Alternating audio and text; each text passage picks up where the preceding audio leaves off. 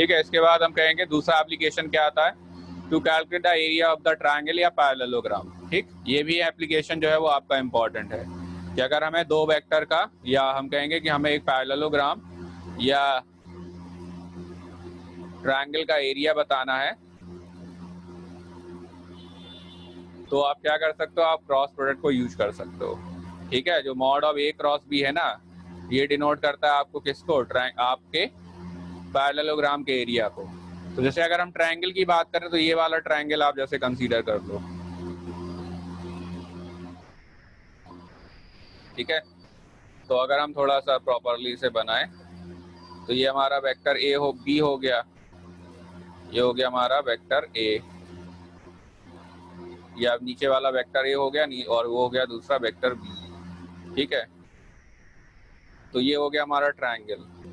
ठीक, एंगल क्या है हमारा, ये हमारा एंगल है थीटा। ठीक है, ये साइड लेंथ क्या हो जाएगी, ये साइड लेंथ हो जाएगी मॉड ए, और ये साइड लेंथ हो जाएगी मॉड बी। ठीक है, तो ये एंगल थीटा है तो ये परपेंडिकुलर हो गया, तो ये कितना आ जाएगा आपका राइट एंगल ट्रायंगल की प्रॉपर्टी से, जो जाएगा आपका मॉड बी साइन थीटा। अब ये जो ट्रायंगल बन रहा है इसका एरिया क्या निकालोगे आप, ट्रायंगल का एरिया होता है half of base into height. तो बेस कितना है आपका, बेस है आपका मॉड ए, और हाइट कितनी है आपकी मॉड बी साइन थीटा।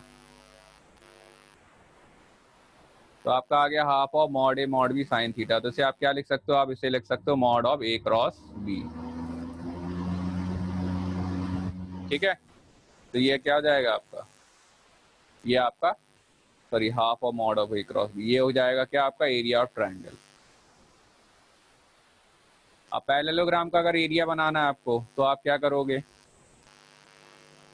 तो आप कहोगे दो ट्रायंगल हो गए आपके, तो इसी को आप डबल कर दो तो आपका पैरेललोग्राम का एरिया हो जाएगा। ठीक है, तो ये ध्यान रखना है।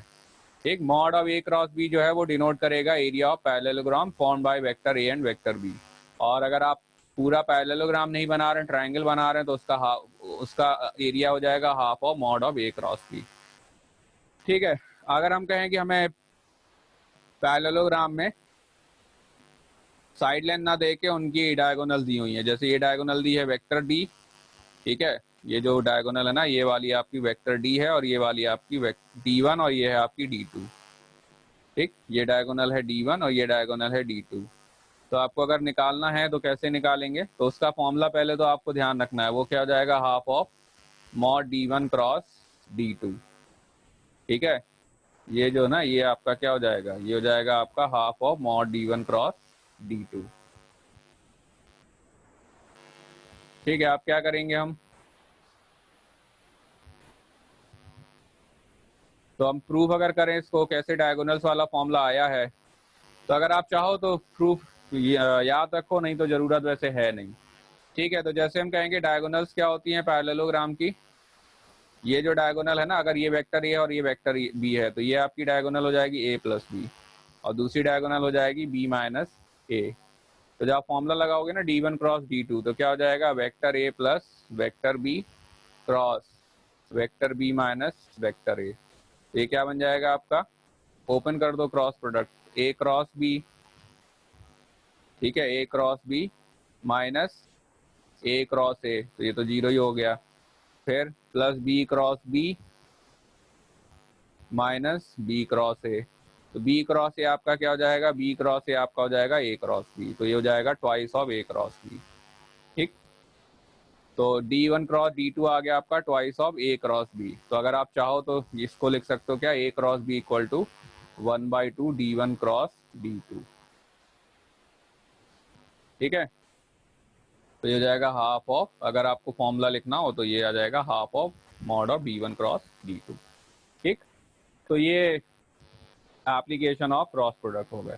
ठीक है, तो क्रॉस प्रोडक्ट इंपॉर्टेंट है, डॉट प्रोडक्ट भी इंपॉर्टेंट है, फिजिक्स में क्रॉस और डॉट का एप्लीकेशन आएगा। ठीक है, ठीक ठाक एप्लीकेशन है। सर पहला वाला एप्लीकेशन दोबारा बता। पहला वाला angle between the vectors. Calculate a vector perpendicular to the plane. अरे तो ये तो डेफिनेशन ही होती है ना, एन कैप क्या आता था आपका, डायरेक्शन हाँ, तो एन कैप डायरेक्ट तो कैसी होती थी डायरेक्शन?